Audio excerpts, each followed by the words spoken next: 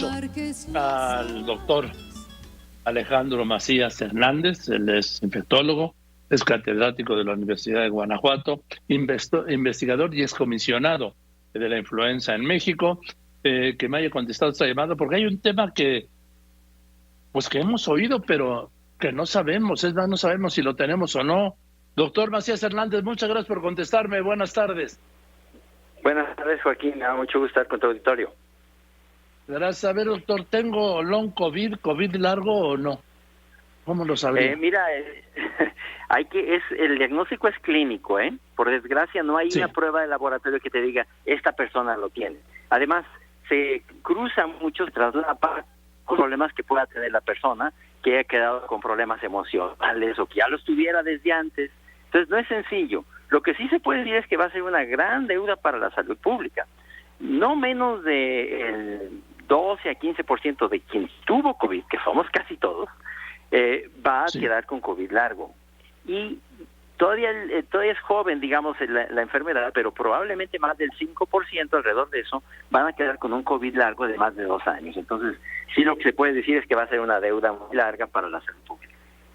Ahora, doctor, ¿qué es quedarse con COVID largo? ¿Qué síntomas, qué malestares, qué riesgos, qué es? Mira, hay algunos muy característicos. Por ejemplo, la gente que tiene angustia, miedo o depresión, tristeza, ese es otro tipo de cosas que sí te puede dar COVID. Pero lo que muy típicamente te da COVID mentalmente es una incapacidad como de pensar, de planear. Ya no sientes que puedes pensar igual, planear igual. Es lo que se llama la niebla mental, que frecuentemente viene asociado con, digamos, trastornos de sueño. Esa niebla mental sí es bastante característica. Pero puede haber ansiedad, puede haber depresión, puede haber otro tipo de problemas psicológicos. Desde el punto de vista mental, eso es lo más común, esa incapacidad para trabajar como trabajabas, para pensar como pensabas. Eso es, digamos, lo más característico. Pero además de eso, y depende de la gravedad que hayas tenido, una dificultad para respirar o palpitaciones, dolor de las articulaciones. Si la enfermedad fue grave, también puedes quedar con daño permanente en el hígado y los riñones. Por eso se necesita hacer una integración clínica. Es un diagnóstico, como te decía, es un diagnóstico clínico. Es decir, ¿hay que ir al médico, doctor? Sí, definitivamente. Mira, si te sientes un poco cansado y tienes un poquito de niebla mental, puedes aguantar un poco. Generalmente no va a durar más de algunos meses. Pero si ya pasaron más de 2, 3, 4 meses y sigues igual o peor, ve a tu doctor o a tu doctora para que pueda ver qué puede hacer por ti. Ahora, en el sector público no se está atendiendo esto, ¿o sí? Mira, es que mucho de esto tiene que ver con problemas psicológicos, mentales, que de por sí ya eran deficientes antes de la pandemia, Joaquín. Imagínate toda la gente que se va a necesitar en esos servicios de apoyo psicológico, psiquiátrico, ya eran deficientes. Ahora definitivamente faltan brazos para eso. Pero sí, el sector público pues está atendiendo el problema en la medida que se puede. Pero también mucha gente como que ya se lo tomó algo natural y no pide ayuda. Hay que decir que hay que pedir ayuda porque frecuentemente es incapacitante.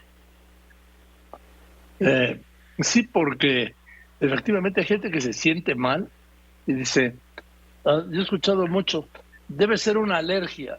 Digo, no es una alergia, ¿no, doctor? Sí, sobre todo si tienes algo nuevo que no tenías antes de la pandemia, tuviste COVID y luego ya no eres el que eras, ahí es donde hay la principal sospecha.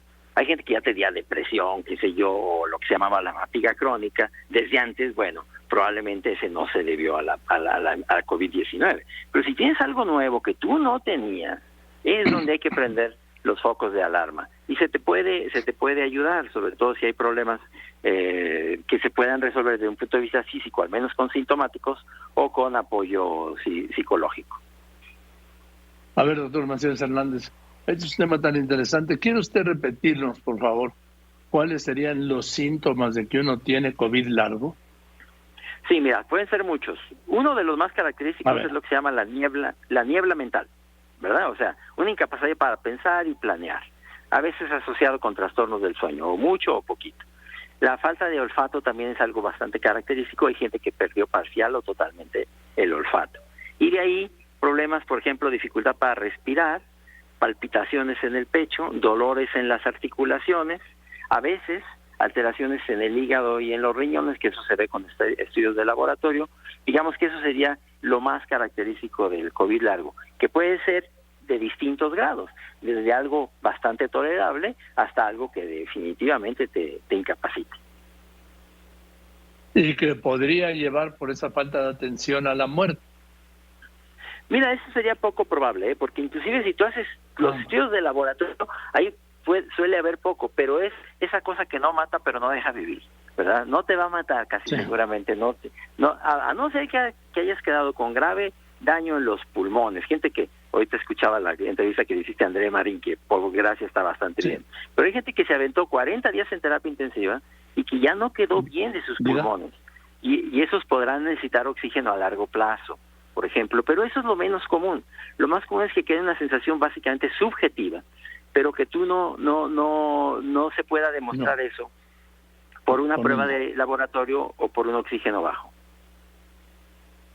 En fin, que esto va para largo, doctor Macías Hernández, ¿no? Va para años, sí.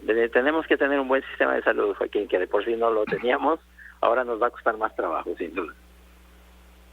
En fin, pues.